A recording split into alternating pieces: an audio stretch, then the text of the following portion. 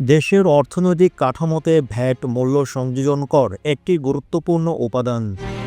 সম্প্রতি সরকার কিছু পণ্যের উপর ভ্যাট বৃদ্ধি করে, যা বিভিন্ন খাতের উপর বহুমুখী প্রভাব ফেলবে।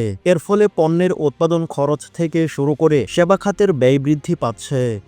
ভোক্তা পর্যায়ে এ প্রভাব আরও সুস্পষ্ট, কারণ ভ্যাট বৃদ্ধি পণ্যের দাম বৃদ্ধি ঘটায়। ভ্যাট বৃদ্ধির ফলে উৎপাদন খরচ বৃদ্ধি পায়।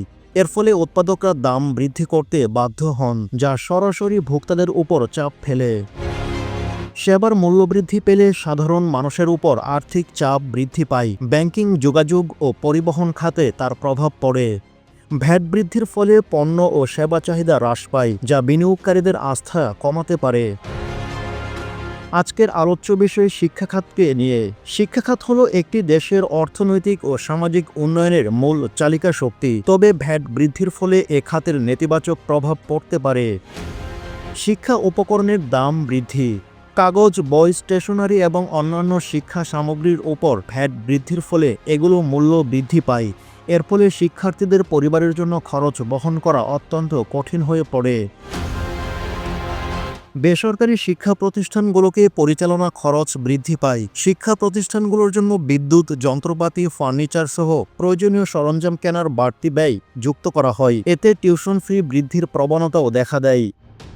বর্তমান সময়ে ডিজিটাল শিক্ষা গুরুত্বপূর্ণ ভূমিকা পালন করে, তবে ইন্টারনেট সেবার উপর ভ্যাট বৃদ্ধির ফলে লার্নিংয়ের খরচ বৃদ্ধি পায়। দরিদ্র ও মধ্যবিত্ত শিক্ষার্থীদের জন্য এটি আরও কঠিন পরিস্থিতি সৃষ্টি করে।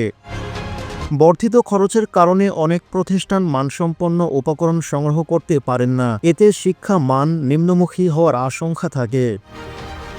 শিক্ষা খাতকে ভ্যাটমুক্ত রাখা সরকার শিক্ষা সামগ্রী এবং শিক্ষা প্রতিষ্ঠানের প্রয়োজনীয় সরঞ্জামের উপর ভ্যাট কমাতে পারে। ডিজিটাল শিক্ষার ভর্তুকি প্রদান। ইন্টারনেট সেবার মূল্য কমাতে বিশেষ উদ্যোগ গ্রহণ করাও প্রয়োজন। শিক্ষা খাতে স্বচ্ছ নীতিমালা প্রণয়ন। শিক্ষা খাতে উন্নয়নের জন্য ভ্যাট বৃদ্ধির ফলে সৃষ্ট অতিরিক্ত রাজস্ব শিক্ষায় বিনিয়োগ করা উচিত।